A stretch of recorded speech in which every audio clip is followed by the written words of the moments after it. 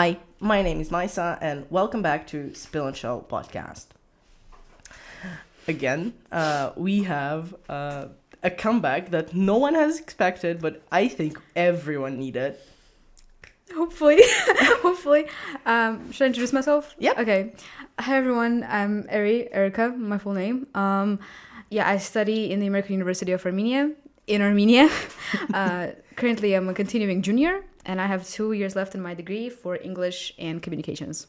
Yeah. And I'm here for the second time, which I didn't expect, but I'm really happy to be here. Yeah, we were also happy because the last time we rushed everything, and I remember the podcast literally not having you in it, like only sound.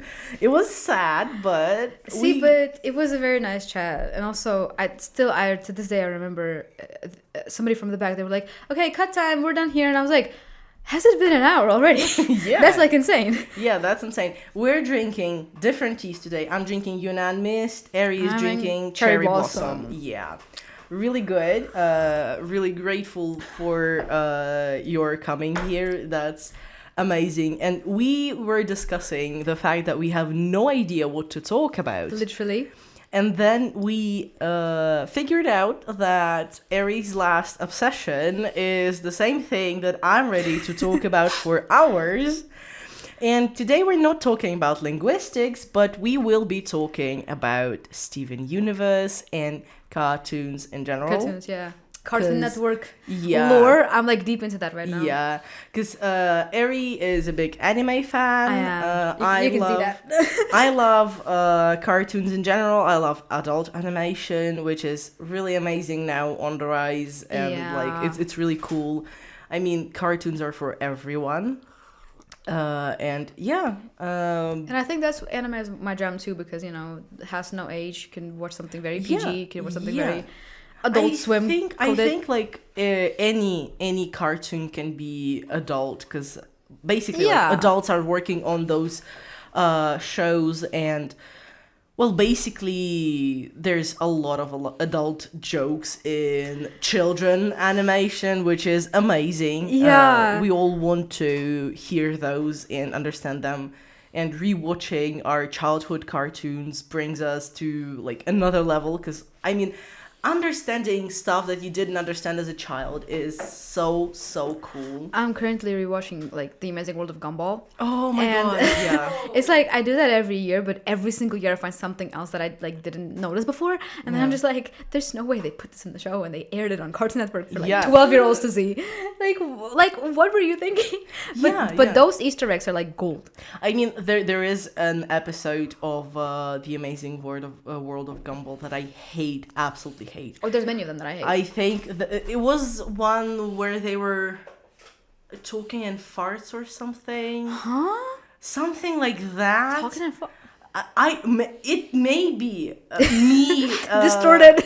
Yeah, the memory is lost or something, but I think I started watching The Amazing World of Gumball on Russian television. Yeah. Basically, I was watching TV, I found it, and they were airing, I think, like the same 10 or 15 episodes, but it was one that they didn't air, and I've noticed it when I was like 14, 15. I was rewatching it fully in Russian without subtitles, so like just in Russian plainly, because I didn't understand the value of watching cartoons in the original language.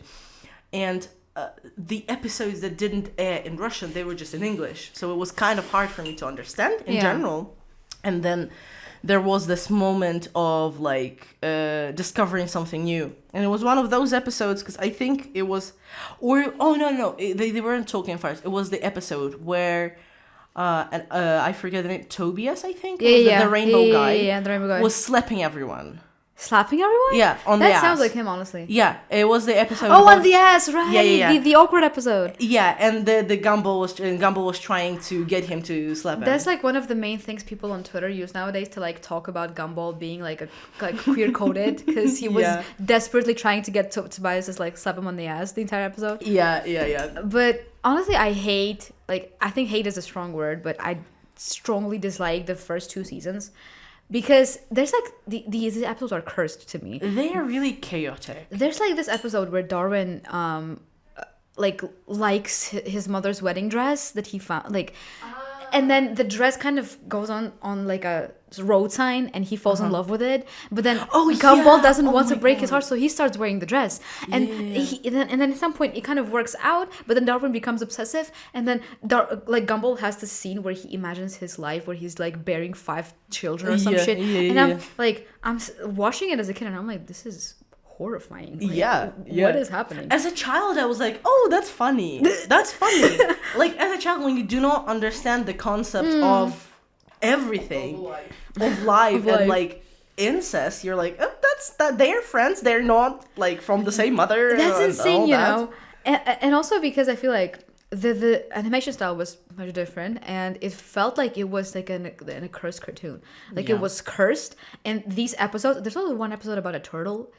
Which there's like, it's a nasty turtle, and it just, I hate this turtle. Yeah, and those 2 episodes I think are like the worst episodes in the show. Like I would rate them 0 on IMDb. Yeah. Oh my god, no, I hate it. But should we track back to Steven Universe? Yeah. So we were talking about how it was like our childhood cartoon. Yeah. We were both watching it when it was coming out, and we. Okay, one of our production team members, our designer, Nastya, was making faces in the door frame. Yeah, she's having fun. So yeah, we were watching it as it was coming out, and it was a really good cartoon. It touched on really important topics, and I think it's one of those cartoons that children really should watch because it teaches empathy, teaches basic human decency, and all like human interactions that are really important in this world generally. But then there's Steven Universe Future, and that's Doom, and that shouldn't have existed. It shouldn't have been done. It shouldn't have been drawn and even thought about. It shouldn't have been there in the studio, you know. Yeah, it's they should have left it as an idea, because as a concept. Yeah, it was something horrific, because I was first, when it was coming out, I was a big fan, so I was watching it like, okay, maybe there's something that I can hold on to, like anything. But after the film, it went downhill, I think, for me personally, because okay, so they're showing 16-year-old Steven going through puberty. Basically. I was doing some math though. Yeah. What I'm trying to understand. So if you, this is really weird, but I've been thinking about this like the other day. In Steven Universe Future, Connie is like getting ready to go to college. Yeah. So she's like about to go to college. Yeah. That should be a 16-year-old. And she is 2 years younger than him. Yeah. So isn't he technically 18? No, he isn't. The thing was, I think they said it in the film when she was getting ready. She finished school early or something because she was smart. Yeah, she did that. Yeah. So they were basically wait, if he's 14, doesn't it mean? That's what I'm trying to understand. Like, doesn't it mean that she's 14? 14. But no, she's a year and something younger than him. She's but still, a 15-year-old will not be going to college though. Like the math is not mathing there. Yeah, Connie Maheshwaran, yeah. Yeah. Oh I recently discovered that I completely had I didn't know that cartoon characters could be coded as different. She's 15 in the future. Well, damn, girl. College at 15 is crazy. Yeah. And Steven should be 17, I guess. He is 16. No, around 17. So there's like a year and something difference between them. Yeah, still, college at 15. It's insane. But she was going to some program like connected to space or something. And like I think it's because she went to space and all that. They stretched that out. They really badly. did. They were reaching with the whole thing. Like the whole homeworld school thing was just reaching. Yeah, absolutely. Like Jem's corrupted gems would not be sitting there in a school learning how to do things. You have lost your damn mind. Yeah. Sorry. Well, it was not like a school. I think it's they advertised it school, but it was more of a like camp for them to get accustomed to new life on Earth. Yeah, well, I think what they tried to show is that they kind of needed a new community. Yeah. But then there was this episode about how Steven tried to like force them to do different things from what they initially wanted to do. Yeah. And that episode alone was just like, I mean, it's still like it's weird in general because like they wanted to do kind of the same thing they were supposed to do on Homeworld. Yeah. And then, well, he was like, "No, you should get accustomed." Like, they were created with a purpose. With a purpose, yeah. And I know that it's wrong that like they put labels on gems and all that stuff, but still, they found their purpose in a different way, but on Earth. That's so also like not harming anybody. So. Yeah, they could apply those skills that they had on Homeworld in a good way. And he just messed everything up. He was trying to put them in an existential crisis on the spot. Yeah. Like, if I know what I'm doing, why are you here trying to force me to do something else and go discover myself? I've been discovered myself. I'm sorry. Like, it's like it's been thousands of years. Yeah, I know what I'm doing. They're basically like so much older than us. Yeah. And the fact that they've been in a bubble or corrupted for a long, long time, it doesn't mean that they would still be older than him. Yeah, they're still smarter. Imagine the way the gems perceive Steven. Because I think to them, he's still kind of like an offspring of the reason why they were corrupted in bubbles. Yeah. So it's like, I don't know if you should be schooling them to begin with.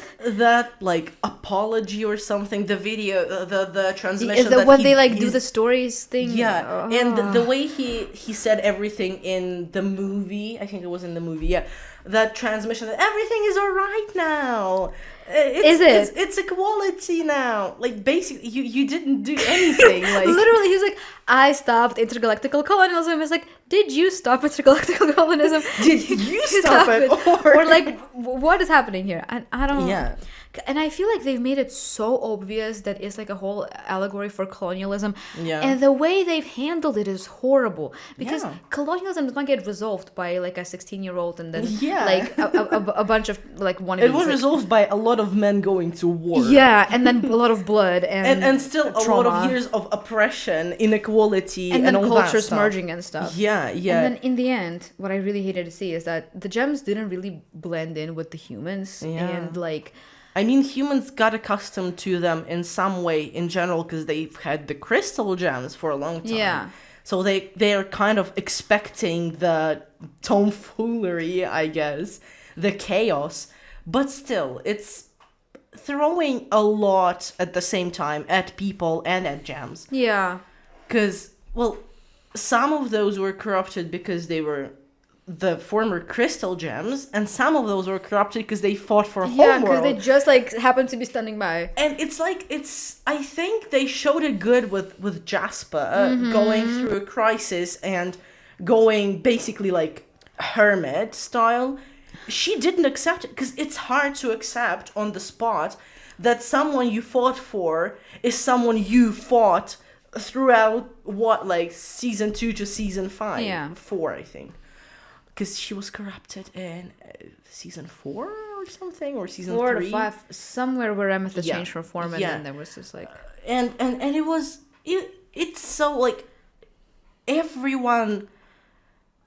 I'm not saying that they should feel that way, but like it's the healthy reaction. Yeah, she was the only healthy one there because she went recluse. She was like, okay, I'm distancing myself from that. I want everything to go back to what I'm used to.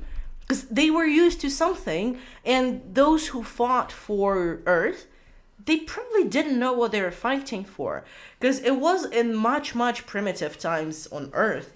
So it was not that, it's not even the colonization times. Because it's like before Christ.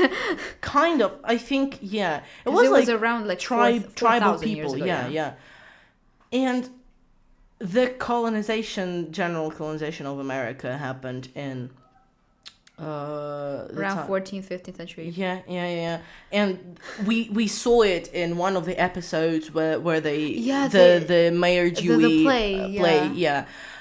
So they've been around. I can't say even that they've been around humans after the diamonds corrupted everyone. So what were they fighting for? Yeah, Earth, life on Earth. Cool. You mean the crystal gems? Yeah. But still, like, it's also not really I think explained. the point they're trying to make is, like, freedom, because Rose Quartz is letting them be themselves and not follow whatever the hell. The initial fight was for life on Earth that they were destroying. Because the Pink Diamond saw the way they were using the resources and all that, and she was like, oh no, we need to preserve the butterflies and the bees. But I felt like, maybe I'm interpreting this wrong, but the more I watched, like, in the 5th season, the movie, and then especially the future seasons, it kind of felt like what really happened is not that she really liked the life on Earth, but she realized how having a colony was not, like, an escape to what the diamonds were, to the pressure the diamonds were putting on her. Yeah. And then she was like, wow, this is not working. I need to, like, cut myself off and run away. And I feel like the whole life is beautiful thing was just a very big, like, lie that she came up with. She was trying to deceive herself. She was deceiving herself and everybody else. And that's so toxic. That's like messed up. And you can see it in the way, like, Steven in future, he's like, do not associate me with her, please. Bro, you're literally doing everything that she was doing. Yeah. You're throwing tantrums. You're screaming at people. Having meltdowns. Oh my god. He was acting like a child. Not even like, I know that 16-year-olds can be we all have been 16, and we all went through that phase when we were like so maximalist. And very stubborn, yeah. Yeah. But he's acting like he's 7, and he's like, I want everything to go my way. It's like, yeah, bro was more mature when he was like a child, 12 or something. It's so crazy.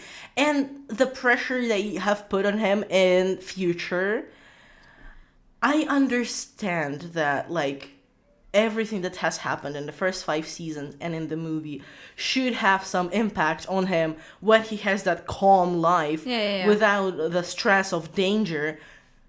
But okay, PTSD is understandable. The multiple traumas and fractures that he has are understandable, but his behavior, I mean, something being understandable doesn't mean that it's excusable. So we will not be excusing Steven for whatever future went down. Literal redemption arc was done with Jasper.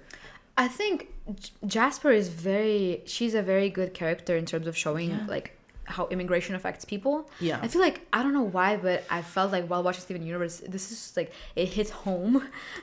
Because when you look past like the gems are invading Earth and it's more of like colonialism happening, and Jasper as basically a product of what Earth is, and a product of war, tried to blend in with the oppressor, because that's how the circle of colonialism works. Whenever there's a position for you where you will be feeling stronger, you will take it. You will not be looking back and thinking, oh, maybe I shouldn't hurt people. No, you feel strength. You feel like you have power now, and you want respect through that power. Yeah. So whenever that, like, when that crumbled, I feel like her reaction was the most adequate one, like you said, and the healthiest one, because what else are you supposed to do? She was clutching onto that power and that, like, fighting abilities, and, like, there was no trust, because I'm gonna plug Bleach in here. Aizen, he's the main, like, antagonist in Bleach. He has this phrase when he's like, trust and belief is for the weak. If you don't want to be weak, you can't trust people. So that's what she was doing. She wasn't trusting. She didn't even trust Steven in the end. She was just like fighting him till the very end. Yeah. And she only acknowledged him as her diamond because he won her in a fight. Yeah. So, like, for people that were born in that regime and as a product of that kind of situation, as of war, they only see, like, life through the lens of power. You're weak or you're strong. So if you're weak, you're going into groups, you're blending in with people because you're gonna be stronger together. But when you're on your own, you have to be strong, you have to be respected. That's like the only way that is. And I really love seeing Amethyst kind of as a kind of they were contrasted very much. Like counterpart for her. Yeah. Yeah. Because she was the same product, but she came out later. She was not like everyone else, and she's just finding herself in this world that she was born into. And she didn't go through the same experiences that Jasper went through. And Amethyst basically found community and other amethysts. Yeah, Amethyst. Yeah, and it's good. Her arc is one of the best ones. I feel like Pearl deserves a mention here because I feel like Pink Diamond and Rose, she was so cruel to keep the truth from her. Like she had known about the Pink Diamond, of course, because she was the one to kind of slay her, kill her, but keeping a lot of stuff from her, like bismuth. Yeah. And the breaking point. Yeah, a lot of other gems, and her lion, her other lion. Her previous Pearl. Yeah, that is. Oh my god, I cannot. But the future, I will never accept that it exists, and I am every time I'm rewatching Steven Universe, I do rewatch Future, and every time I'm like, yeah, it's still bad. It's still as bad. Yeah, it doesn't change. I know it was my first rewatch and my first time watching Steven Universe Futures, like my entire life, and I felt like I felt disappointed, like I said, like off cam.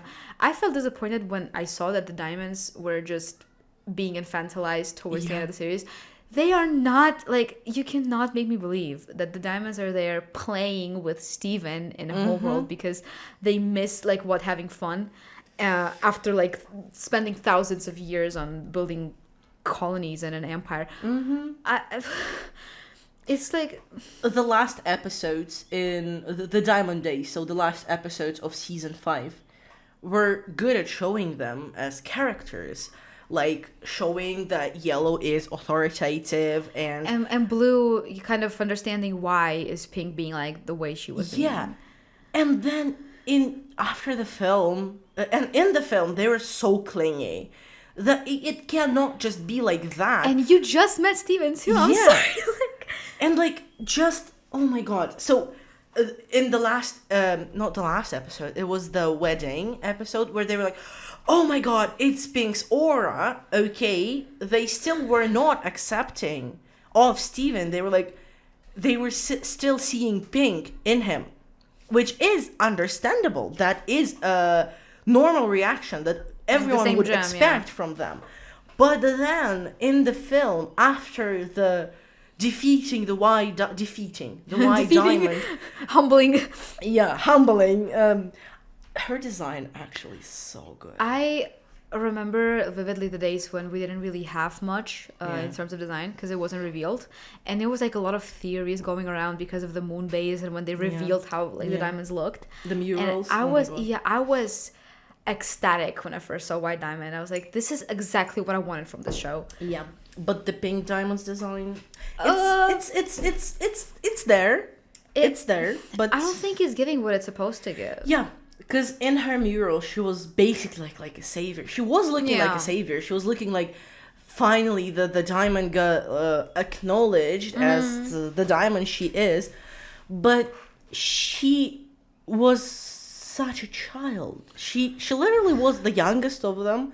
She was the smallest, which is never explained why she was the way she was, because everyone saw the diamonds. So Yellow and Blue are the same height because they're kind of opposite, and then you expect that White would be like the same size as White. Yeah, but then they're making Blue and Yellow the same, but yet but different, kind of. But they're still the same. They're just coping differently. And then White and Pink are completely opposite. And it doesn't play into the general structure that they're building. I think, which episode was that? Also, like, I think the last episode of the show.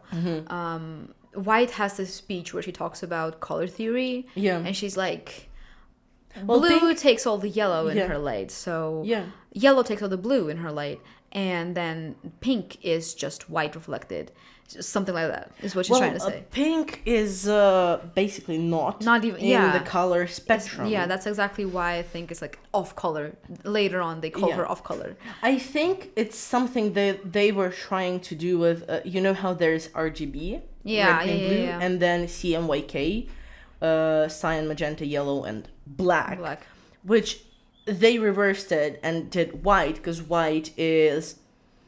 So black is the absence of color, and white is abundant, all the color, or something like that. I think What they were trying to say is that like white is the perfect color because she is every single color, And then like pink is not there, so she's special. But then also Peridot was talking about how the longer the years go, the lack of resources is starting to show. So I think I was thinking at some point maybe the reason why even pink is like that is because there was not enough good resources to make a diamond of like the same kind of potent. I'm not sure, but I feel like there has not been a lot of explanation of how they came to be in general, which would be interesting as Steven Universe future. That would be good. But the way they dropped zero lore in the the future was insane. No lore, just like, oh, it's Steven dealing with trauma, and that's all, and nothing. Yeah, well, there was some lore about volleyball, the Pink Diamonds Pearl. Oh well, still not a lot. I think it was the only thing we've got close to lore. And then I think that was done more to like actually finalize Pearl's character. Yeah. Because they just did that to kind of make Pearl understand that she has to move on too. Yeah, from Pink Diamond, and like, because I think volleyball did kind of move on, and then the arc with Pearl and Bismuth and them going roller skating. What even was that episode? Didn't understand. It was good. Were they trying to insinuate that Bismuth likes Pearl now? She did like Pearl. Okay, yeah.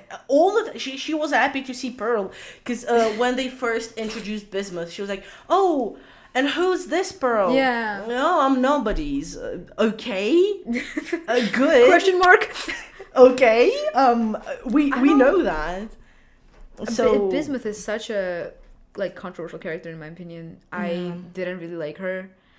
And I didn't like the way they tried to redeem her like character either. I mean, I liked the initial arc with her wanting to fulfill the purpose that they wanted, do what they wanted to do, and then when she came close to completing that task of killing, so to speak, Pink Diamond, she got killed by Rose Quartz, who was a Pink Diamond, and she kept it from everyone, which is also, I think if everyone knew her reasonings behind leaving her form as a diamond, I think everyone would still go after her. They would follow her, they would do anything to say, but then she never explained why. She never... So, she did explain to the Crystal Gems that it's to save life, but it's her selfishness. Yeah, she was extremely selfish. And it shows in the Rose Quartz in general, because Pink Diamond was selfish. She wanted a colony. She wanted to be like other diamonds. She needed to grow up first. She didn't, but she demanded a colony. And Yellow was right to tell her, then act like it. Like, you should act like you're a diamond. Stop acting like a child. Yeah, like a kid. But Rose Quartz inherited all those qualities that she was trying to kind of escape. I think one thing I hated about her character is that she was... Every single scene of Rose Quartz and Greg together is just her laughing at him. Yeah. And it's not even... She treats him as like a species in the zoo. Yeah. Which she literally had a zoo for humans. Yeah, so yeah.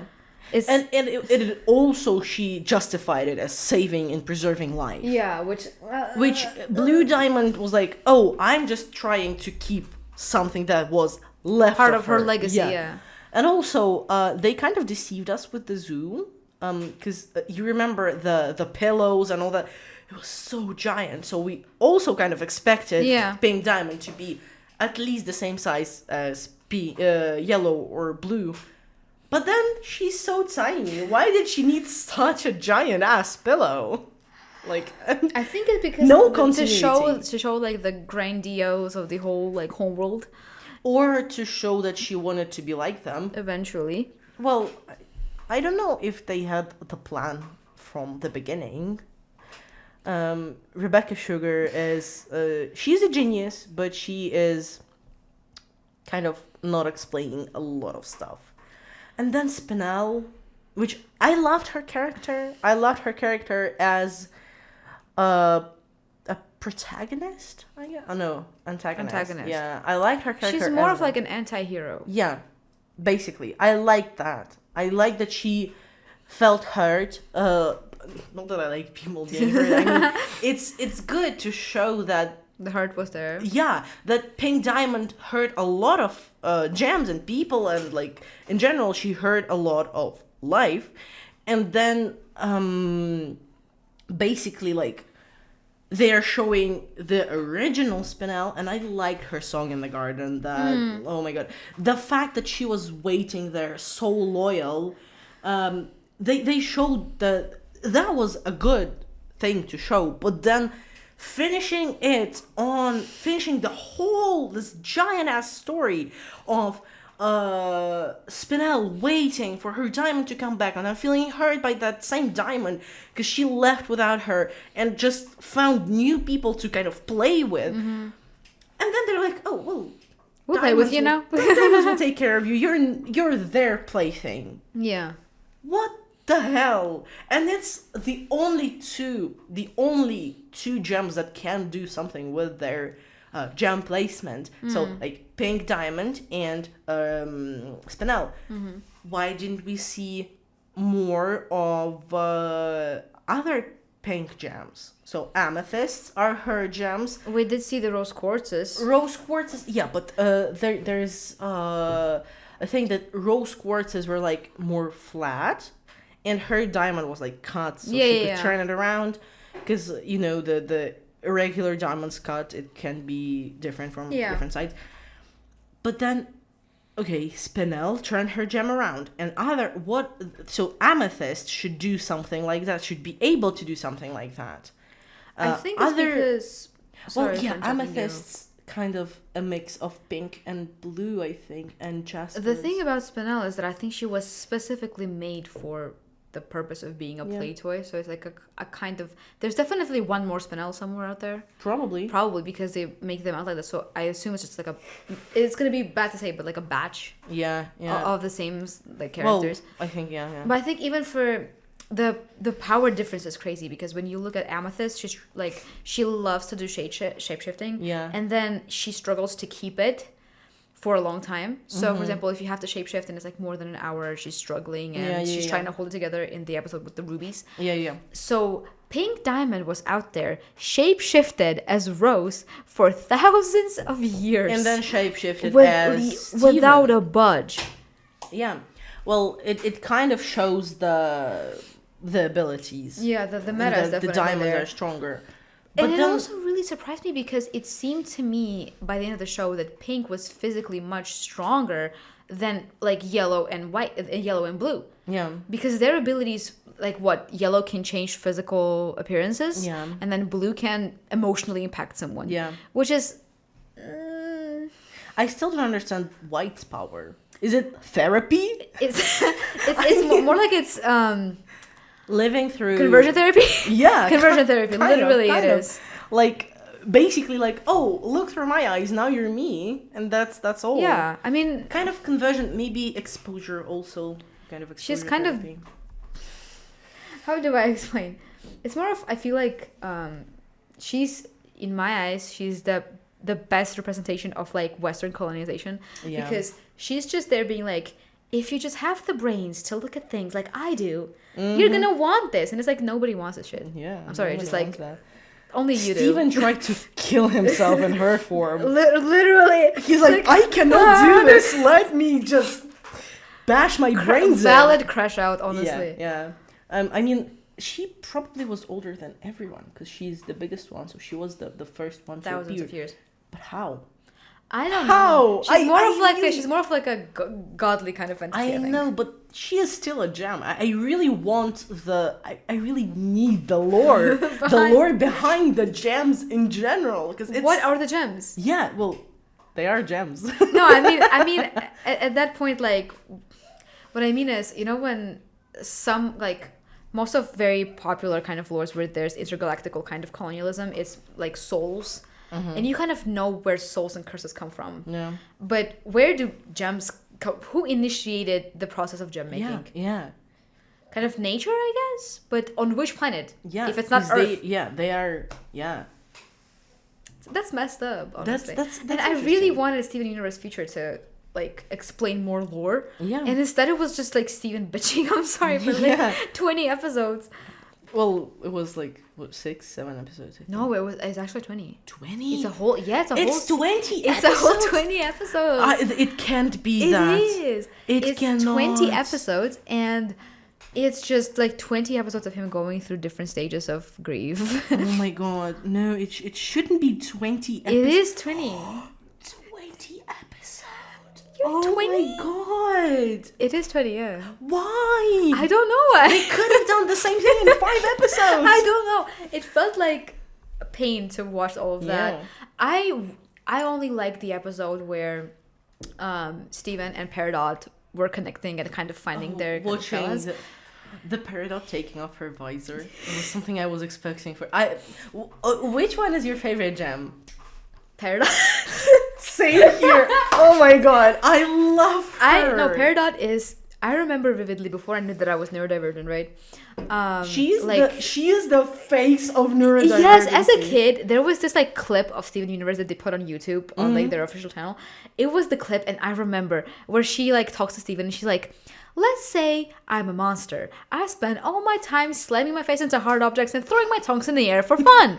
How am I not dumb?" And like that clip of her just saying that was a stem for me for like months. I would just go around the house and say that. How am I not dumb? Okay, and then there's a video of her literally throwing her face into the cliff. Like she's hilarious, and I love her. She always face plants, and I love that. And she just does whatever she truly like. She's very blunt, and she just like. I'm here for the vibes. The episode when she was on her tablet for the whole episode, it's so me. I feel her so much, like going non-verbal and just iPad Kid core. Yeah, it's so. I understand her. Yeah. I understand. I love her. And they are binging the camp. The camp. It's basically Dom Dva, but like American version. But I really love Big Brother. Love Island. Love Island. Actually. It's giving love. Nicolandria. Yeah. I love the episode where it was Peridot's tapes about Garnet. And how she was trying to understand what Garnet is and why. The fusion. And I just. Everything to do with Garnet, actually. I think Garnet would be my second favorite. Yeah, she is. She is so. I feel so bad for her when she found out the true Rose. And it hurt me so much. I was like, she shouldn't have gone through that. And like everyone is asking, like online, everyone's like, well, she sees the future. How she couldn't like. When they give us 5,000 different episodes where they explain how that works. Yeah, and when they literally explain that she saw what she wanted to see, the future that she needed, like Rose Quartz explained to her that we're trying to save life. So Sapphire in that fusion, she was like, okay, so I'm focused on this, that path. Yeah, and of course she didn't see it because she couldn't like. That's the thing with lie. You cannot see through it. Like, well, when it's most a blunt, obvious lie, you will. But that's something that was that's not even lie. That's identity theft. It's a cult. Yeah. Actually, it was giving cold very much. Yeah.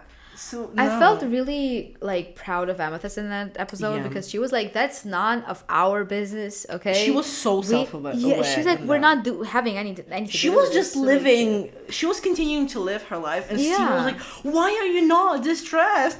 Because I don't give a fuck. Literally, and I wasn't there for that shit, so like you shouldn't be either. Yeah, you weren't there. You shouldn't go through it. Yeah, it's kind of you.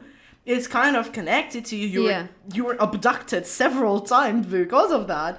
But god damn it, it's not your fault. Yeah. It's not his fault, and he's trying to accept the blame for everything that his mother had done. No. And then I hate the fact that in the end, when he does all of that and he turns 16, he's out there raging at his father, being like, you could have given me this childhood. When it's like, you didn't want that. You were the one to go for everything. Abusive. Literally. He explained it to him. Like, my parents were that. I did this. I couldn't, like, express myself. I couldn't do what I wanted to do. I was in, like, basically the whole series is about being yourself. Yeah, and he free. couldn't be that. He couldn't be free in his family, so he ran away to be free. He changed his name. He changed what he was doing. He tried to live his best life, and he was trying to give that to his child. And his child, that ungrateful brat, he was like, why didn't I live a normal life? And this was here all the time. Yes, it was. And you still wanted to be a star savior. So what's the question here? You could have not reacted to anything. You could have escaped multiple times as your dad told you to do, but... Yep. But you continued to fight because, my mother wanted to...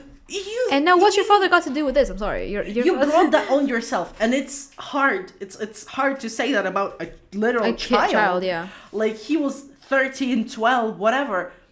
But you tried to be so grown up, so adult and self-aware, and you brought this on yourself. You wanted it. You got what you wanted. Yeah. Now stop bitching about it. Truly. Like, literally. It's the consequences of your own actions. Wow. No, genuinely, I felt so bad for Greg in that whole episode, because he was there reliving years of trauma and captivity, and he was trying to explain to Steven that Steven, even within human families, is not always as good as you can imagine as it is.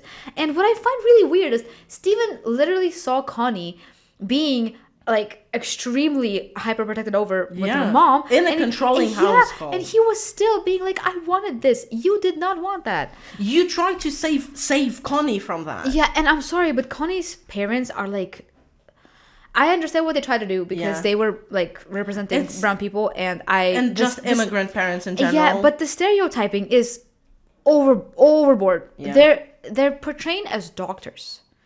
And then they're the most, the strictest people on earth. Which is true, kind of. I mean, to an extent. I mean, but then it felt so forced. In general, immigrant families, in any country, in any setting, they're trying to get to live the best life they can in I would country. know. Yeah, and that's the expectations that parents put on their children, which is...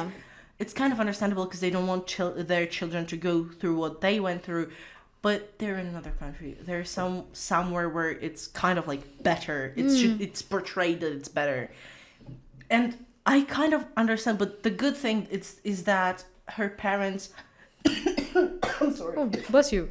In a way, her parents saw that she was kind of grown up. In a way, she was aware of what she was doing, and they kind of accepted it and trusted her. Yeah, and it's good.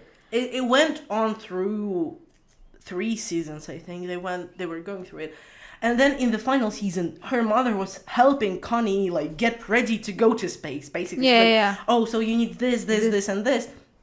Didn't you forget anything? It's all right. You're gonna do great. She was accepting. She tried. She put herself in her daughter's shoes, and it's good. This is a good story arc. It's definitely a good story arc in terms of there's learning. But I feel for Steven not to see how it could be damaging, especially after the first season, because I think it's during the first season when they show exactly how strict Connie's parents were at some point. And then the one episode where they see through 5 different possibilities of what's going to happen to them in the snowstorm. And so to see all that, to know how your friend is struggling, to even spend time with you and, do all these things, and then be like, no, Dad, I wanted this childhood. I didn't want whatever I had. It's like, well, did you really? Or yeah. the question mark. Yeah, it's crazy. So basically, like, yeah, Steven Universe future should never have existed. Please, yeah. I feel like, and even though I did cry in the end, because it was really emotional, and the end was good. He was going off to do what he wanted. Don't die, yeah. Yeah, but I mean, listen, he didn't have an education. He didn't know how to do anything. Yeah. He was basically living this sheltered life also. Because he didn't go to school. He didn't go to doctors. Yeah. And the only time he went to a doctor was Connie's mom in future. Because he was like, oh, why am I feeling so bad? And even then it was Connie. She was like, we gotta take it to a doctor. Yeah, please do something about it. I remember, like, Dr. Mahesh Warren's reaction when she was like, what does your GP say? And he's like, what's a GP? A general physician? You're like average doctor? It's like, I've never been to a doctor before. Yeah. You're 16 years old and you've never been to a doctor? I wish to be that privileged. Yeah. Okay? To be 16 years old and never go to a doctor? I don't think he was privileged. I'm making like a joke here that healthcare is not as accessible as we all want it to be. Yeah, but that's true. Especially in America. Yeah. Oh my god, but I think the colonizer aspect that we were talking about is just Americans trying to justify what they did. I think they took too much. Yeah. At some point. Because that show deals with many important topics. It deals very well with teaching kids like emotional intelligence, self-awareness, relationships, kind of stuff. Your like self-respect, how it taught me a lot, okay? Yeah. When I was a kid, it genuinely taught me a lot. But when it comes to this like deeper layer of political context, I don't think they should have gone as far as to like go and try and dissect it, because there was not enough kind of... There's only so much you can do with nuance and lack thereof in a kids show. Yeah. Like... Because we need to remember that it's a kids show. It's a kids show, so they cannot really... It's not like, for example, BoJack Horseman. Yeah, exactly. Which, in everything, addiction, struggles, all that... But it's a kids show. Yeah. So there were topics that they couldn't touch upon. And there's definitely a limit to nuance. Yeah. Because it's like you have to put stuff and draw stuff and like annotate and discuss stuff that you can explain to kids. And that's not a conversation for kids to be having, I feel like. Yeah, genuinely. Especially within the context of Cartoon Network. Which is like, imagine you're just done with your like 20 episode marathon of Gumball, and then Steven Universe comes on and you're like... Oh my god. Existential crisis. Oh.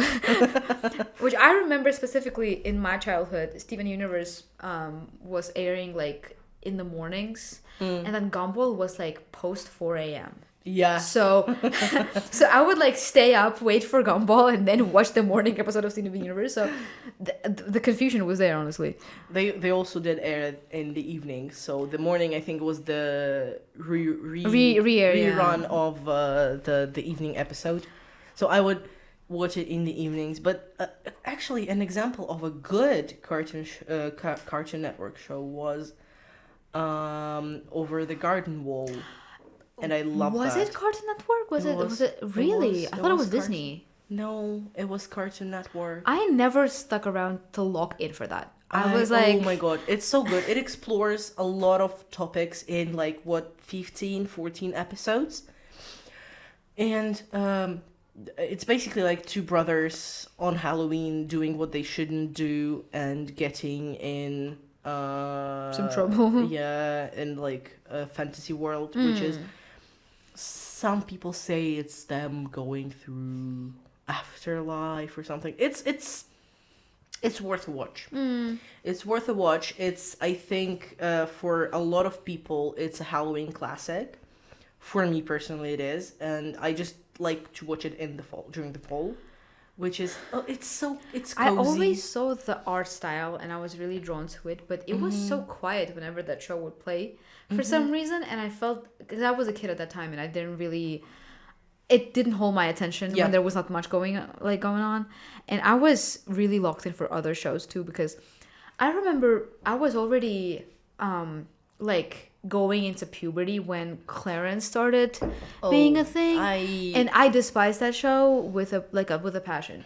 I was watching it when it was airing, and I tried to rewatch it, and I don't think I've ever finished. I know it was cancelled. It was cancelled because of Yeah. I think the producer getting essay allegations. Oh, Something nothing like that. new. Nothing new. Yeah, but I felt like it was so overboard, so everything. with everything, and it just felt like They my tried eyes to were show. being abused. They tried to show neurodivergence. Yeah, in and that's three people and and that's different what I kinds. feel like was so wrong. It Because was not a good representation. you're just showing me a very like hyperbolized and also out of place kind of things that I don't want to see, and I don't want. Because I think Clarence was kind of I think it's in mostly in my opinion. Clarence was the representation of autism.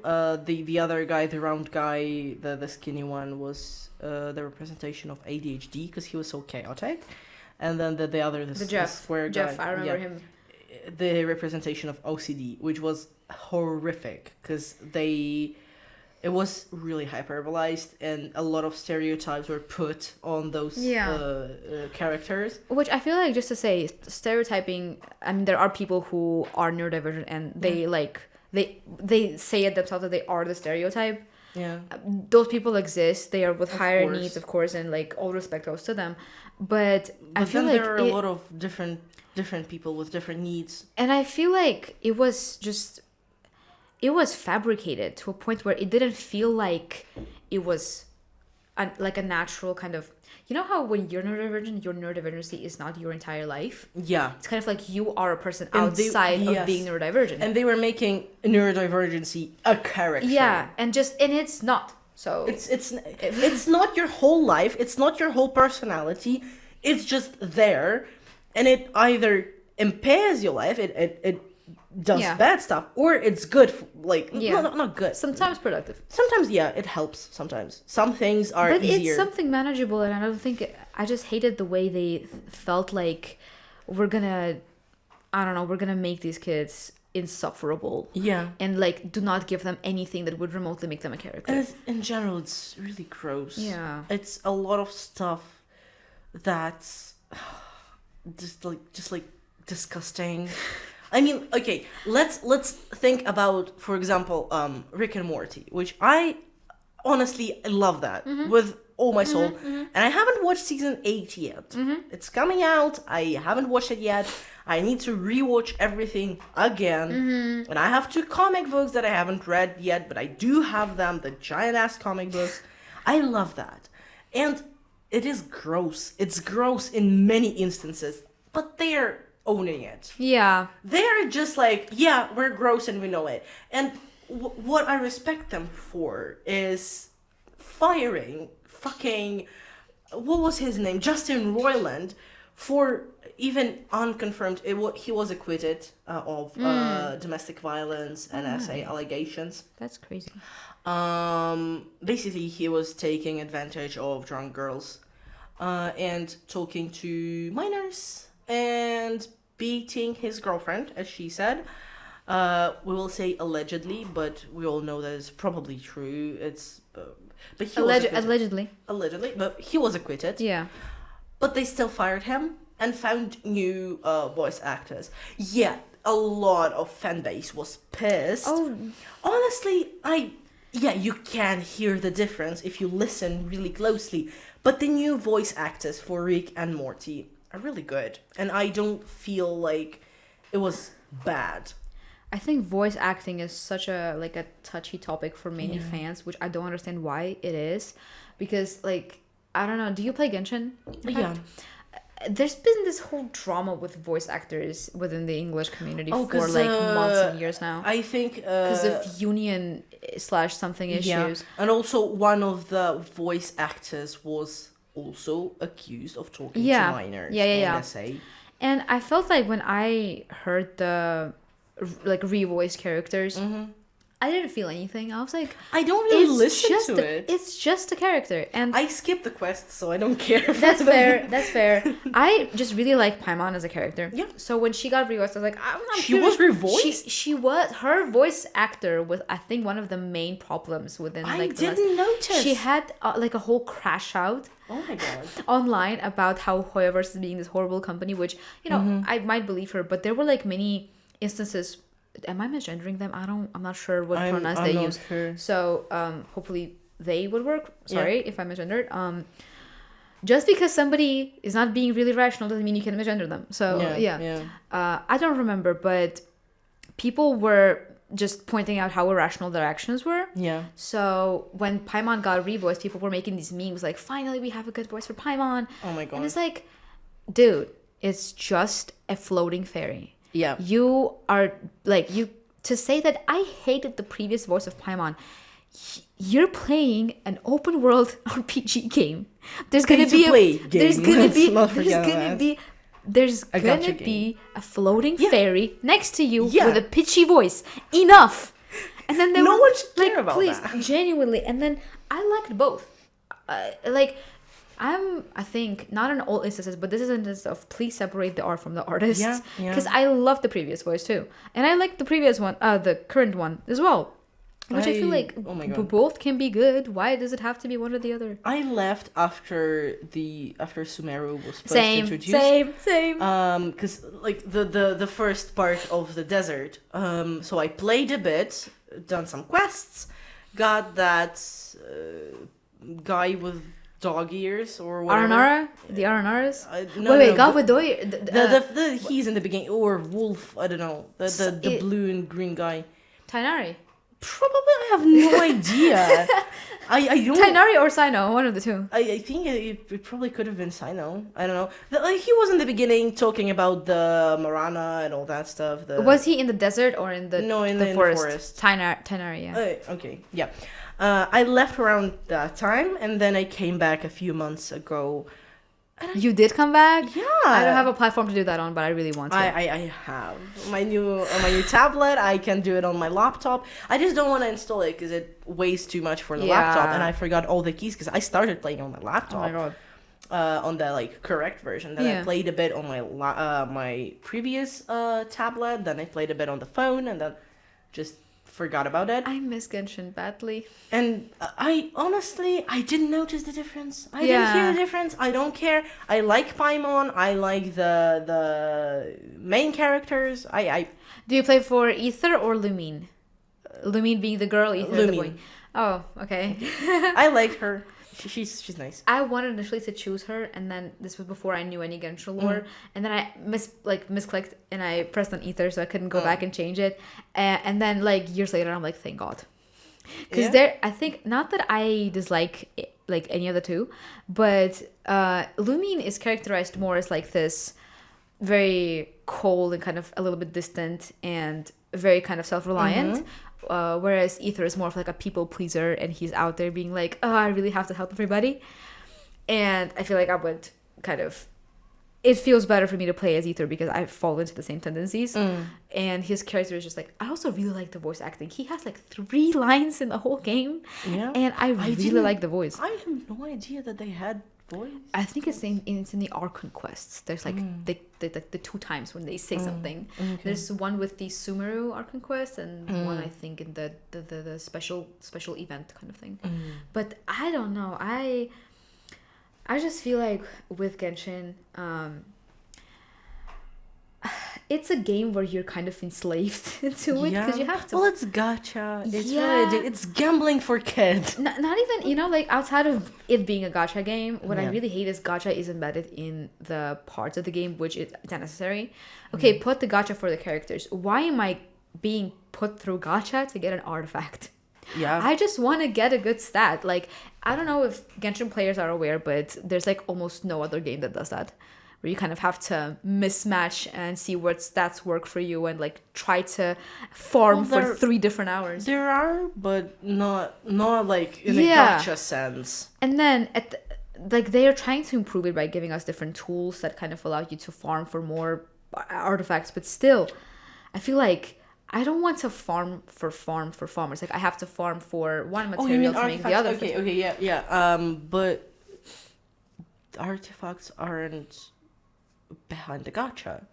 you need to just clear dungeons a lot. You do need to clear dungeons, but the stat that you get for the artifact is the gacha. Oh my god! Because you kind of have to get. Oh, I want the one with the crit rate, and I'm gonna have to be here for like 8 hours. I've never looked into it. I'm playing just how I feel. Lore, yeah, I respect that because I played that way too for a long time, and then I put but lore. The beginning, I think I've played through Mondstadt. I was reading everything. I forgot everything. Then Liyue. But then Inazuma, I skipped everything. Really? I cannot. I've read some of them, but I was like, just please, I want to fight. I want to fight. I want to travel. I want to fight. I want to travel. I don't want to read. And like a lot of my friends were like, oh my god, the lore is so boring. The main quests are so boring. And I was a lot of times I'm trying to complete.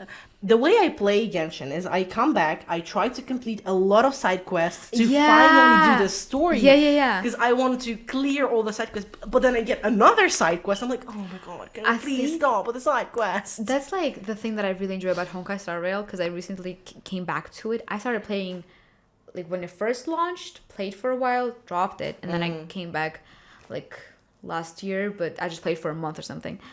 What happens is when you leave a certain like region and you know that you're about to enter the continuing quest, it gives you this like small screen, and it's like if you decide to continue with this story quest right now, you're gonna ditch everything that's behind. So do you want to be able to complete those quests, or do you want to be like able to ditch them? So you can ditch them if you want, because most of them don't really. The thing with Genshin, you at least can stumble into those quests willingly. Yeah. In Honkai, you get these like small messages on like a smartphone situation, and then you cannot escape them. You just have to continue, and I hate that. Like I don't want to have 50 different quests. I'm sorry, but the thing I hate about Genshin is that I wanted to finish Mondstadt, like close it up for 100%, and then there's one region in Mondstadt that is 97%, and I cannot for the life of me find the needed fucking treasure chests. You have to watch these stupid videos where it's like, oh, the chest is here, and then they show you the location of the map. There is a map on their website. You can look at it. It shows the locations. I went through all of the locations. It's not there, and then I'm just okay. There is a compass. There's a compass. There's this stupid compass, right? And it doesn't work. It doesn't work correctly. It's very stupid. I cannot. That's why I've never been completing like the open world thing. Yeah. Never completed it once in my life. Okay. I'm struggling with that. I could never. I just know that I barely have the teapot opened. I know some people do like their whole setup in that. I did. I have a bit of a setup there. And I cannot I cannot do the yard because I wanted to decorate the house first. So I'm crafting a lot of stuff, and it also takes time. So you craft something, and you need to exit and then play for hours before it gets crafted. That's why I love Minecraft more, because you craft instantly. There's also the card game thing that they made. I tried to play it. What is it called? I don't know. I have no idea what it's called. I tried to play it. I played it a bit. I didn't like it. I stopped. I played it for a while, and it felt to me like they're trying to make D&D a thing now. They have a D&D now in that. When I called this, I'm telling you, when it just launched, we were like, what in the D&D is this? Yeah, and for the recent event, they made a rhythm game. Yeah, rhythm game was a thing for a while. And I love rhythm games, but I love Project Sekai more. And honestly, something bad happened with me with Project Sekai. What happened?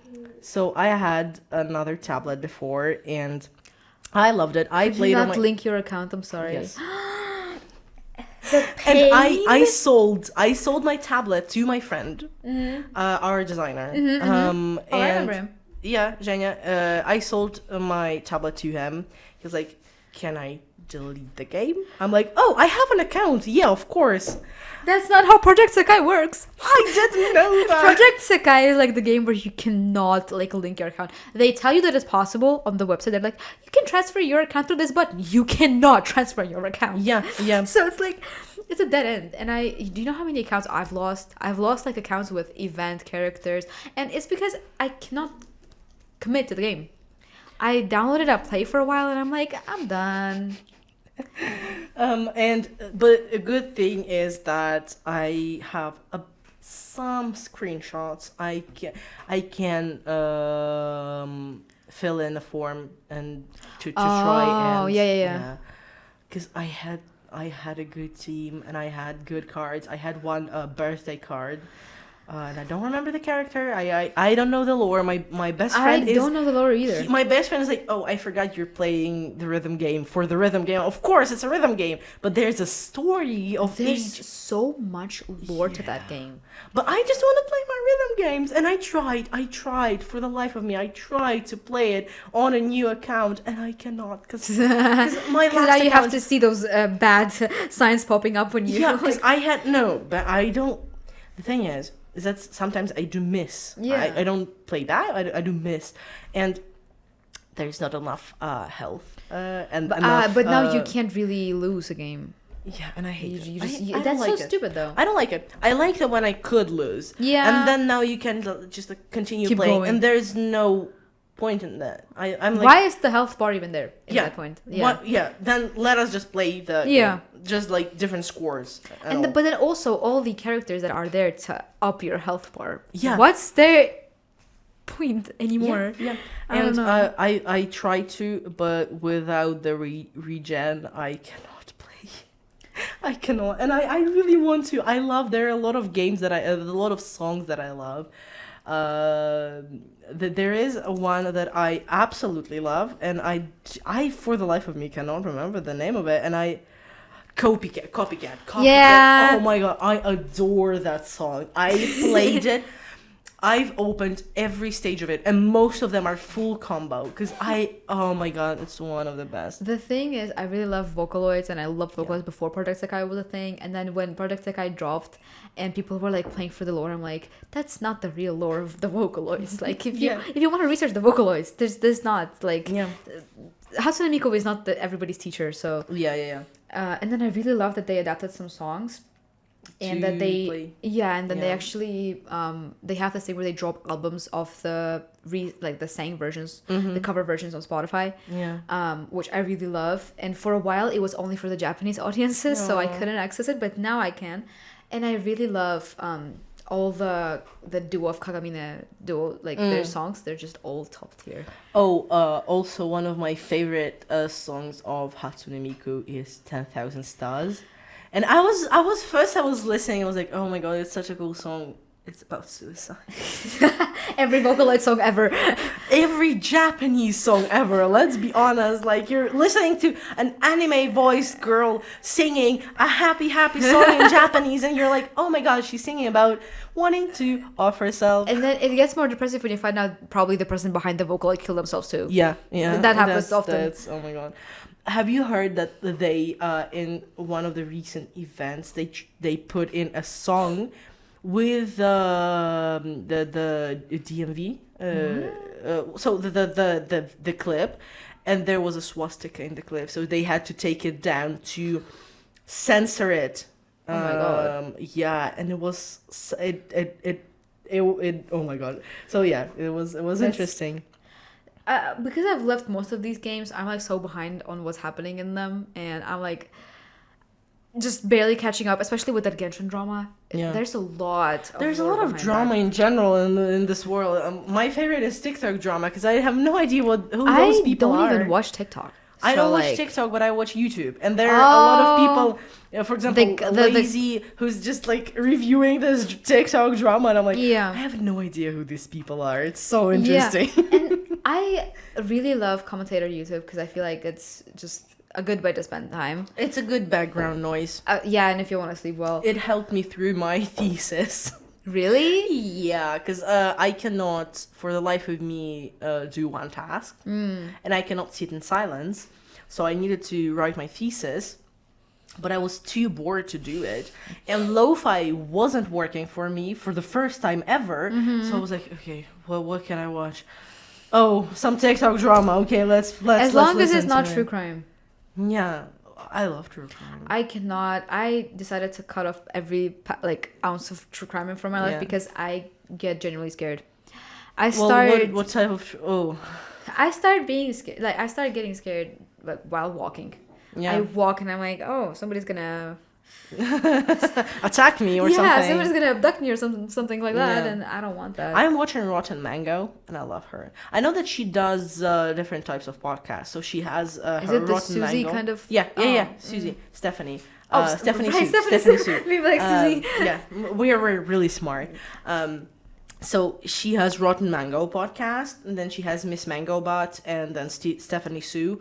Stephanie Sue's her more like vlog channel. Yeah. Miss Mango Bot is where she discusses like celebrities and all that, and does mukbangs. And then Rotten Mango is what I watch. It's true crime, and she does a really good job. She had like around 10 or something episodes on P. Diddy's trial. Yeah. I saw her TikToks. And I am so disgusted with the jury's decision. He was acquitted on 3 counts out of 5. Yeah. It's insane. But she was as a journalist there during the trial. So, and there was a thing that they were talking about jury selection, and the defense did a really good job. I'm not on their side, but they did a good job with selecting the jury that would help them win the case. And so now it's like 5 to 10 years he might get, but there is no minimum in that for that case. So it's basically like he can go free on parole, and that's insane because he is a violent person. And that's what they mean when they say you can buy everything with money. Yeah. And I'm just the world is so crazy. We started talking about Steven Universe and how we're talking. And I'm like, oh, we're on the bridge of World War III. Yeah. Let's not do that. Let's not do that, okay? This is so it's gonna drive me into an existential crisis. Yeah, that's why I'm here trying to escape it. Because I would have stayed in Armenia, and if I would like be in a humanitarian crisis right now. So you know what? No. Yeah, we're here talking about cartoons.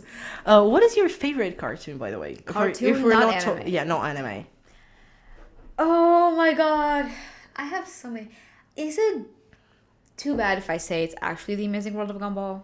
No, it's not. Because I have a very weird sense of attachment to it, to the point where I wake up and the first thing I do is I open VK video and I'm like, they dropped a new episode, which is the rerun of the same stuff I've watched like for thousands of times. And I think on par with that is Steven Universe. Oh, okay. My favorite is Adventure Time, and I love that dearly. But I hate what's happening with a lot of things, cartoons, films, series now, games even. I hate that games get TV shows. I don't think a lot of League games... of Legends are being Arcane? No. Arcane is not bad. It's good. I've never watched Arcane. The game... I've never watched Arcane. Well, I'm not going to talk about the plot. But it's very critically acclaimed, so... Yeah, I know that League of Legends in itself, it doesn't have... I hear Nastia coming because she loves Arcane. So League of Legends doesn't have lore. Yeah. And Arcane is doing that task of providing the lore. And it's good. It's good. The animation is good. The voice actors are amazing. I just like the soundtrack. The soundtrack is bomb. Thank you, Stromae. Yeah. But then I'm on season 2, and I hate the fact that there is not a lot of dialogues. There's a lot of action, there's a lot of music, but there's not a lot of dialogues, and it doesn't drive the plot further. So kind of slow. But then Borderlands, that got, I think it was Borderlands. It got a TV show with Jack Black, who played in Minecraft movie. That Minecraft movie, which is, I know people say it's funny. I'm gonna watch it. I just think it shouldn't have gotten film, or it should have been different, because it doesn't. We need lore. A lot of Minecraft is actually connected. It has lore. A lot of stuff is unexplained, and I know it's a sandbox game, but they are developing it right now. Well, it's sandbox, yeah. It's what it's called. the games where you play basically mine and craft. Yeah. But they are developing it after Notch now. Mojang develops it in a way that it kind of provides a lot of lore. So a lot of things are connected, and there are a lot of theories about the game. A lot of ARGs are based on Minecraft. So kind of they should have gotten more about the lore and not the, oh my god, I will yearn for the mines. I'm only going to defend the Five Nights at Freddy's movie. I think it's good. For the fact that it exists, and for the fact that as a moment of unity for the community of Five Nights at Freddy's, it should have... It has the right to exist. Because the universal happiness that was like raging through the fandom... I think there were no negative things said about this. Even though the movie severely lacks in lore in comparison to the actual game, but it's Five Nights at Freddy's. I really want to play it. So much lore in Five Nights at Freddy's that... I think the last time you were here, you told us that you loved Five Nights at Freddy's. I love Five Nights at Freddy's, guys. I want to play it, but there are so many games. There's many. A lot of... I want to play the first one, the classic one. The thing is, I'm like... How do I say this? I have a very deep attachment to the part of the game which is like the most hated, which is Security Breach. And like many people don't like it because, well, there's many different reasons. It lacks as a game. The plot is weird as hell. There's like many mess ups. I watched I think a 4-hour video on lore. Yes. It was crazy, but I liked it. It's interesting. And then, like, it's very interesting. The only thing I know is like the by the face. the purple guy, William. Well, I know the marionette, and then there's Chica, Freddy Fazbear, Foxy, yeah, Bonnie. Yeah, the main ones I kind of understand, but the general plot, the general memes that I know is just the Bite of 87. But honestly, there's not even much you should know like after that point, because there's no more memes that go beyond. I mean, there is a clear plot line there. There are things that you can go that you can understand by deducting, like deducing from the newspapers that appear there or something. It's interesting. It's really cool. But there is also a clear plot line that you can follow. Yeah. And so, like, The Last of Us, actually, I don't think it should have gotten a TV series. It got a TV series? Yes. With, oh my god, have you not heard? There was controversy. You know the game, right? I haven't played it, but you know what the main character looks like? Probably. I would hope so. So oh my god, now that so now I remember. Oh my god, this is what it's not opening correctly. Is it the brown hair girl with the ponytail? Girl with the ponytail. Do you know because they cast a this is who they cast, and there is a lot of controversy, and there is a lot of things that I hate about what I saw. Yeah. The clips from that. The fact that there is something we do not condone, we do not promote. There is a relationship between the main character and another girl. We do not support it. But she so her girlfriend is pregnant, and the actor playing Ellie says, "I'm gonna be a dad now," and I'm like, I understand everything, but I'm sorry. Is it just the addition in the series? So there's like nothing of that in the game? I have no idea because they had the second part of the game. But I don't think Ellie in the game said anything like that. No. Oh yeah, we have a person who knows. Living legend. Yeah, she didn't say anything like that. Yeah. And I'm sorry. I think Pedro Pascal is playing the main guy. Is it Pedro Pascal? I think it's him. Is it him? Yeah, I think it is. Yeah. And Pedro Pascal was everyone likes him. I'm like just finding out about this whole thing. People like him as an actor, but the girl they cast for Ellie. Oh my god, this is a disaster. This is why I think that either you do an animation or something, or you don't do it. Please, like you shouldn't. I mean, most of it is just money farms. So yeah, I know. Like, the more outrage you can get, the that's better. what I was going for, because I started with Adventure Time, and this is like I started doing money farms, Steven Universe Future, and Adventure Time Fiona and Cake. I'm sorry, it's a money farm. It shouldn't exist. I think a lot of people, the Cartoon Network, or as now it is HBO Max, or just Max, they really want the subscriptions, and one of the first series that they bought was Adventure Time. And Steven Universe. They bought Steven Universe first, and then they bought Adventure Time. And now they decided to play on that feeling of nostalgia with Adventure Time, because I was growing up to that TV series. Yeah. I loved that I still love that cartoon dearly.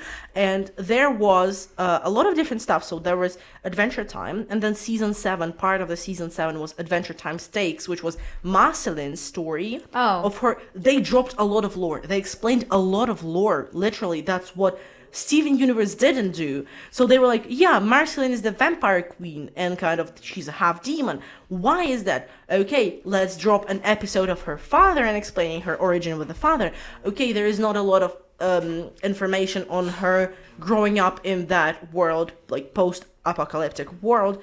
Okay, there are episodes about that. And then they're like, okay, how did she become a vampire queen? So they made a mini season, well, it's a season within a season, about her wanting to get rid of her vampiric powers, because she tried to reach for the sunscreen, and she couldn't. She was getting burned. She was like, it's gonna hurt for a second. And she was like, oh no, second hurts bad in the face of eternity. And she was like, okay, bubblegum, please, I want to be human again. So she drains her vampiric powers into a bucket.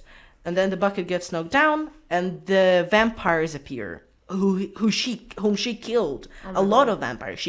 Basically, vampires are kind of extinct in Adventure Time universe. And the thing that happened was that she needed to kind of get rid of them again. And we were shown her memories about how she was doing it and how she was surviving as a teenager in that world, getting her powers first, out of kind of hubris or something. Like she didn't try to save everyone. She was just annoyed with them. And now she was trying to save everyone in the stakes. And then we got another couple of seasons, and then the lore behind humans, because we got a bit of the lore about humans in Stakes, and then Finn was like, okay, so there's something happening with humans. I'm kind of getting abducted. What's happening? They made this a series. So it was, I think, not Distant Lands. There was this much lore to Islands. Adventure Time. It was Islands, and I was so excited for Adventure Time Islands, because first of all, lore. Second of all, it turns out that the people who survived were Swedish, and there is a lot of Swedish, and everyone already knows that I speak Swedish. I love Swedish, and me listening, I was just starting learning Swedish. Validation. When it was what the islands were coming out, and I was like, oh my god, there's Swedish speech, and I kind of understand it. I was so happy. And then immediately after that, the mini season that's called Elementals, about the world becoming basically 4-way pizza, dividing into 4 main elements, and they explained the lore behind that really good. Then season finale, all that, a couple more season finale, everyone cried because a lot of was destroyed and a lot of that. And then they dropped 4 long episodes called Adventure Time Distant Lands, which kind of explained a bit more lore, for example, for a relationship between Bubblegum and Marceline, or what happened to some of the characters after the series. And it was really good. And I have a question. Sorry. Yeah. Did Finn end up with that fire girl? No. They broke up, and he. So I think it's implied that he ended up with one of Jake's daughters. They are not birth brothers. No, I know. It's just. at least he was adventuring with her. So there was 4 episodes. I remember one of them was about BMO and how he came to live on Ooh and all that. I've seen clips. And then the second one was Obsidian, about Marceline and Bubblegum, and more lore about Marceline's mom, which was so heartbreaking. I cried like a baby because, oh my God, it's so sad. I think everyone understands that she had died, but the way Marceline thought that mom abandoned her, and she just, and then in the end of this episode, Finn appears out of his trailer with Charlie, one of oh no, it's not daughter, she's a granddaughter of Jake. And taking into account that his pups with Lady Raincorn, they age really fast, so his children are like older than him. They were older than him in the end of the series. Crazy. So I think his granddaughter was kind of the same age as Finn at that point. To be fair, I think Adventure Time it has been perceived by me as the most cursed show. I think only outdone by the regular show. Well, I love regular show. The regular show is like the most existential stuff I've been through before I knew what BoJack Horseman was. As a kid, I was like, well, this is my jam now. Yeah. And I remember I think for Adventure Time, I find myself wanting to watch it, and then the vibes that have imprinted themselves into me, they can't leave me. I think you need to.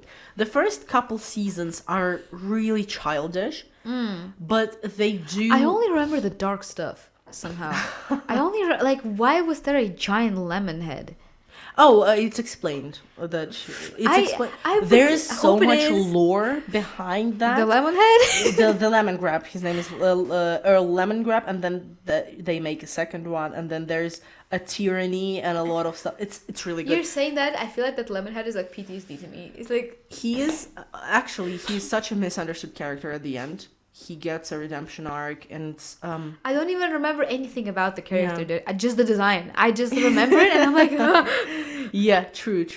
But yeah, the show it touches upon a lot of themes that kind of Steven Universe does, but in a better way.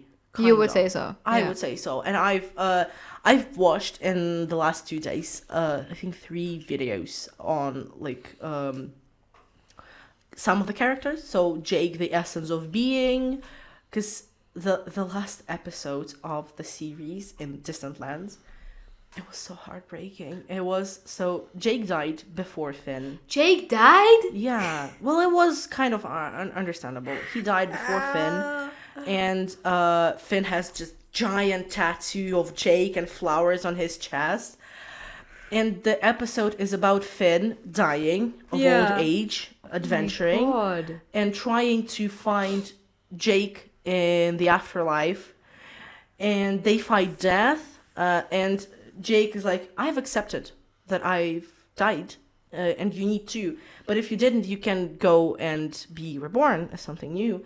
And you can live without me. It's going to be all right. And Finn accepts that and goes to kind of be reborn, and Jake goes to the 50th dimension, which is the Zen, total Zen, because he is basically the essence of being. He represents a lot of stuff, and Jake starts crying, and he's like, I cannot do it without you. You cannot do it without me. I'm going with you just for fun, to be reborn, and there is the final music to this episode.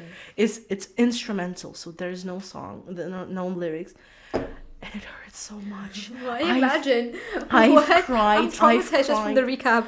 And then there was a thing that after Stakes in season 7, the Peppermint Butler got reverted back to being a child. And then there's an episode about him trying to learn his dark magic again. Oh my god. I think similarly to what you've described about trying to find somebody in the aftermath, in the afterlife. Sorry. It's okay, English is not English today. Yeah. I'm gonna plug Bleach again. Yeah, of because course. Bleach is entirely about Soul Society and how souls kind of progress or regress. So there's like this constituency of there's the living world, which is the earth. Yeah. There's Soul Society, which a place where shinigamis exist, which are they're basically like the correct translation would be gods of death, but none of them really possess the title of a god. They're like these kind of soldiers kind of things, beings that they all carry their swords and then they basically protect the living souls. Then there's the part in the Soul Society outside of Soul Society. So outside of just the place where shinigamis live, there's just souls. Like people who die and they get reborn in Soul Society, similarly to what heaven would be, but not really. And then they have to, because souls don't die, right? Souls kind of appear there and they have to stick together and make new families because they can't find their own family members. And it's just like cities and cities of people who are just together because they can't find their families. They never will. They have to stick for eternity of existence. Yeah. Some of these souls then grow up to be shinigami, but there's also the opposite side. So there's like the world that's called Hueco Mundo, which is like this world where hollow souls live. They're the weaker souls that kind of basically go into like hell, but not really hell. It's just like this very huge desert where they live and they can get like stronger by eating other souls within Hueco Mundo. And then I feel like when I first started watching, I was like, this is some bullshit. Because my brother really recommended me the anime and he's like, this is really good. Just give it a watch. You're going to love it. But there were so many filler episodes. I was like, I can't get into this. So I started skipping the fillers. And then what they do is that they have this thing. They start the episode on the same thing that the previous one ended with. And just like the first 10 minutes are a recap of what happened. I'm like, I don't want to watch that. But I got through that all because the manga is really badly translated. So I cannot go and read the manga because the quality is ass. Manga Lib, can you please fix that? I can't do that anymore. So I started watching and I think there's a problem with me in all fandom spaces. I think I might link it to my neurodivergency, but I'm not sure. I cannot like evil characters. I cannot find them likable. I cannot believe in their redemption arc. If it's an evil character, it's evil to me. It's very hard for me to like an antagonist. To the point where I'm like in so many arguments with people who like Sasuke from Naruto. Because I'm like... I have never watched Naruto. I'm like a Sasuke hater. And I'm very committed to that title. And I've been in huge arguments with most of my friends. Because they're like, you're just taking this way too seriously. I'm like, I'm committed to my cause, okay? And I think... this is why I like watching stuff where there's no evil characters. For example, even in Steven Universe, there's no like necessarily an antagonist, right? The ones that are antagonists, they are redeemed later. Yeah, they're redeemed later, and the way they are redeemed is not forced. It's not by giving them a stat backstory, and which I hate personally. And then I kind of feel like I find it so difficult to talk with people about like stuff that I like because I'm very opinionated and I really cannot stand it when somebody tries to force their opinion down my throat. But I notice that I become that person. Like subconsciously, I'm like trying to make somebody believe it, and then they're like, "Relax, it's just a show." And I'm like, "But is it really just a show?" Adventure Time doesn't really have bad guys. Yeah, but there is Lich. Who has never... What does he look like? Lich, that horned guy. This one. Oh my god. You know what he looks like? I just realized. Yeah. I'm gonna show you. Wait. So he is never redeemed. Until the last episode, which was that Finn and Jake together again. I'm listening. He's never redeemed. He's the only bad guy. But there is actually, it's not like an opinion, it's kind of implied. For example, Princess Bubblegum, she is kind of a bad guy. Yeah. She is morally gray, but there is also so much lore and backstory of hers, which is good, that shows her side and explains why she is the way she is. Mm-hmm. But I think I'm now realizing that this is the character that I've been reminded so much, because this is the they do look the same. This is the Huecomundo's the king of Huecomundo. He's the previous king. There's like a new antagonist now. But I was thinking, looking at the sign, what does this guy remind me of? And then, And what I like about the Adventure Time's afterlife is that it's not divided into kind of hell or heaven. It's basically divided into a lot of worlds. So Jay goes to the 50th dimension where everyone is Zen. So everyone, they have different qualities. So there is like the first one, which is like the worst kind of like, you know, it's just the gradual thing with the worlds. And some of those, so I think Finn goes to the 37th, which is his parents' home. The parents, I mean the Jake's parents, because he was with them for a long time. And this is the scene where Jay grabs his hand in the end. Yeah, when they go to be reborn, and it's so amazing. Insane. It's literally worth a watch. Even some people say that a finale feels forced. It doesn't. It really. It's closure. Okay. Yeah, I watched the last panel on Comic-Con, the last Adventure Time panel in 2019. And there is a song that BMO sings, and Rebecca Sugar, who was a songwriter, and her voice is the voice of Marceline's mom. She is basically, Marceline's mom is kind of looks like Rebecca Sugar. Yeah, oh my god. And she was singing during that last panel the song that BMO sings, and the voice actor for Jake, he just starts crying. And I see the voice actress for oh my god, Olivia something, the voice actor for Marceline, just holding him by the knee, just like, oh my god. And like the voice actor for Jake is like a big guy, like a big tough guy. Yeah. He's like, he just it's always like, I feel like it's always the big tough guys that end up crying the hardest. Yeah, and I mean the lyrics to this song are so, oh my god.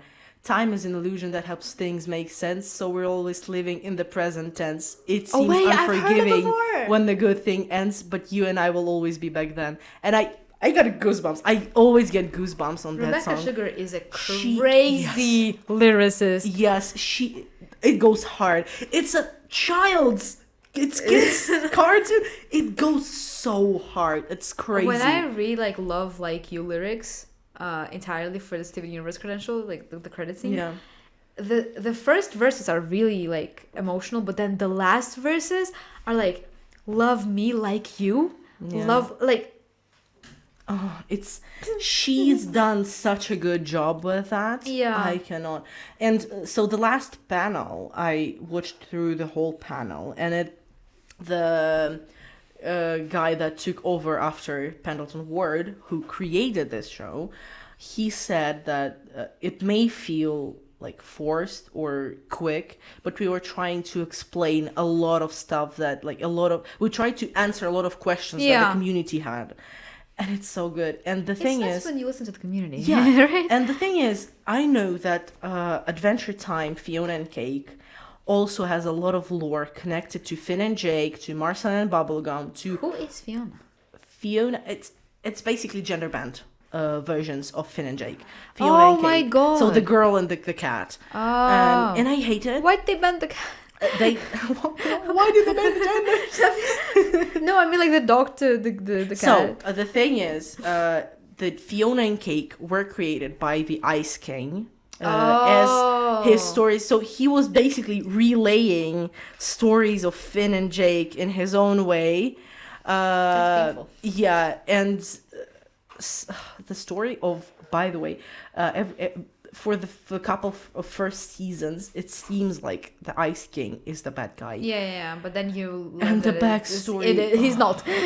It hurts so much. He's done so much for Marceline, which is, there was an episode when they were playing basketball with Marceline and Ice King, and Finn and Jake were like, why are you hanging around with him? Like, it's weird. And she explained, But then there was episodes when there was song I Remember You.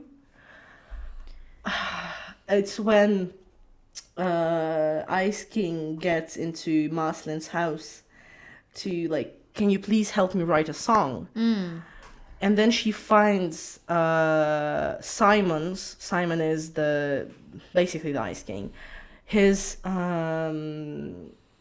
poems to Marcelin when he left, and it's such an emotional song, an emotional scene. And like all the tomfoolery, all the jokes, all the crazy stuff in Adventure Time gets balanced by a lot of really mature themes that basically are like dealing with death, dealing with loss of parents, dealing with loss of friends and all that, and relationship stuff. And it's so cool. But I think we're kind of running out of time. I don't know how long we've been recording. Not sure either. And our camera woman, Kate, she fell asleep, so... I would just want to say that I think it makes sense with CN cartoons. It's always the CN cartoons because you'll never see this kind of depth in Disney. Yeah. And I find it very, very important for CN because Cartoon Network is the first channel that was specifically divided, kids channel, kids block, basically, of television in the Western kind of field. And then also it was the first channel to introduce Adult Swim. Yeah. So Adult Swim only exists because of Cartoon Network. And it was the first channel to have that block where animation would be made and produced for adults and would be shown for adults. Many people believe that Adult Swim would show not cartoons, but that's not a lot of things. By the way, Adventure Time for a long time was shown on Adult Swim. Many things which did. Which did you know, by the way, that the Russian 2x2 channel, it's actually the Russian version of Adult Swim. Yeah, I know. And it was only put out because they wanted to have an Adult Swim block, but they just couldn't do that. So by law, so they made that, which I find really funny that CN is not now it's not airing in Russia, but 2x2 is. But it's they kind of separated from Adult Swim also. But it's good. It's at least a way to see something that was our childhood. They 2x2 was actually my jam. My parents actually forbade me to watch. Same here. But I would I remember seeing the first episode of Death Note on 2x2, especially the opening, and my mom was like, "That show's gonna make you want to kill people." I was like, "No, no." By the way, the Over the Garden Wall. It first aired on Cartoon Network, but then on 2x2, I saw it on 2x2. Because I felt for a second that I didn't remember seeing it on CN. I was like, but it is their show. Yeah. So it's just aired a bit differently. It's so good. I've recently, a couple of years back, I have discovered a pilot episode, which was amazing. It's so good. It's well produced. It's not like, other pilots when it's low quality and all that. It's basically the same style, the same thing. I really love watching pilot episodes. And that pilot episode was actually later rewritten to be an episode of Over the Garden Wall. So it was really, really good. But you know what I really like? The cartoons that have multiple pilots. So, for example, Gumball, it had 4 different pilot episodes. Oh my god, have you seen a regular show had a lot of pilots? I didn't. And it was first introduced as an adult animation when they were get drunk. Honestly. Or basically the first, I think one of the pilots was when Mordecai and Rigby Mordecai and Benson, I don't remember, were high as hell. I think that's the regular show felt like something that should have been on Adult Swim. Yes. Because I was watching and I was like, it's just on drugs. I think the writer was definitely on drugs. Oh my god! But I still love regular show. But it's so good too. It's like drugs. Yeah. It's oh my god. I remember the pilot to Bob's Burgers. What is that? You don't know Bob's Burgers? So it's basically from the same people who made Family Guy and American Dad and all that. And it's about a family running a burger joint, like mom and pop cafe. And it's cool. The first episode actually kind of resembles the pilot, but in the pilot, the first it should have been that they were actually a cannibal family. But then they made a play on it, and they are Yeah. really... And it's been going on for 15 seasons, and it doesn't lose relevancy. Because, first of all, the good thing about it is that they have a lot of background characters that do not interact with others, so it doesn't feel empty. Yeah. As, for example, The Amazing World of Gumball is It does kind of sometimes empty. feel empty, yeah. But this one, they have a lot of background characters that do not play a role. A lot of shows that satirize on American culture are really well produced. Yeah. It feels like they know what they're doing. And they touch on a lot of like family subjects, economy, taxes, Yeah, a lot of stuff that is really interesting. And the characters throughout 15 seasons do really grow. Not like, for example, Family Guy, which is kind of like a sitcom or clip show, basically, which is like every episode is different. But I've watched 20 seasons of Family Guy. Really? Yes. When it was airing here, I watched it on Kinapoisk. I think I've watched 20 seasons at least That's 7 crazy. times. What? Yes. I really like it. It's good background noise. Oh my god. It's good background noise. I watched American Dad almost to the end, but like, Insanity. yeah, it doesn't I air think anymore. to that here. extent I've watched Futurama. Oh my god, it's good. I rewatched it a couple of times. I've seen some of the films. I need to rewatch it because there's a new season. There is a new season. These shows are just like somewhere at the back of my mind, waiting for their time. Like Yeah. the same way Steven Universe was just there for this year, Yeah. and because I can dedicate time to it only outside of my academic hours. Because God forbid I start something during academic hours. Yeah. That's what happened with Dun Dun Dun, and I was cursed with a hyperfixation, which I forbid me really from want to living watch on, it like, because I it's- know it's crazy and it's funny, Dun and Dun I've Dun. watched an opening and it's so. It's something that came into my life when I needed it. Yeah. I saw the first episode and I was like, this is it. This is the epitome of what I wanted from a shonen. Which, like, I like regular shonen. I like Naruto, I like Bleach, I like One Piece. I like JoJo's. I like a lot I of have crazy no idea stuff. what shonen is. Shonen is this kind of... So there's, like, two main genres of manga and anime. I know And they're isekai. just... I hate isekais. I don't like the premise of someone waking. Yeah. I've tried to watch. Oh my god, I forgot to tell you. So we were discussing animes that I have watched. Yeah. I watched the Sword Art Online. I watched season 1. It was good. I started watching season 2. I was like, no, nuh-uh. And I was made to watch it by my ex, so I don't want to rewatch it again. I hate isekais. My elder brother is a very big fan of isekais. Oh my god. And so we're discussing our favorite animes, and I'm like, yeah, I really like this and this. And he's like, I like this one very special anime where this guy gets reborn in a 5th dimension of like, where he becomes a slime and starts like building I a heard town. something about It's that. like, nobody wants that shit. Yeah. I'm sorry. There's so many animes coming out with like long ass names. Yes. I was reborn as a slime or something. Yeah, there I'm gonna was. find an example, but there's like animes. Oh, there's this one. There's this one anime of the genre of which I don't really condone. It's called I lived up to 30 as a virgin and now I have magic powers. My god, why? I don't know, but shonen is basically the genre of anime which is made specifically for boys. From like Is it like fighting? from like early basically stuff like Okay. that, where the MC is like and we're gonna win. Oh, JoJo, yeah. Then it Yeah. makes sense. And I then- like the design. Yeah. They're so crazy in JoJo is like an exception almost Yeah. within like shonen because it doesn't have a very direct plot line in terms of like this one main character. There's like a bunch of main characters. Yeah. And also it's the only shonen which has a female MC for Jolene for season 6. But there's also shoujo, which is like the anime for girls. It's mostly romance stuff, which I love both. I tried to watch an anime when I was 12, which was about a girl living with her 7 or something brothers. But they were not her like. You got birth into a brothers. harem at 12? Yeah, they were not her like. I don't think they were her like. Yeah. brothers. And so they were fighting over her, and I do not for the life of me remember the name. That's crazy. But I know that it was a popular one. There's many popular honems actually as animes, but okay, we should definitely stop yapping. Because I think it's been like 2 hours probably, and I'm sorry. It's fandom talk, okay?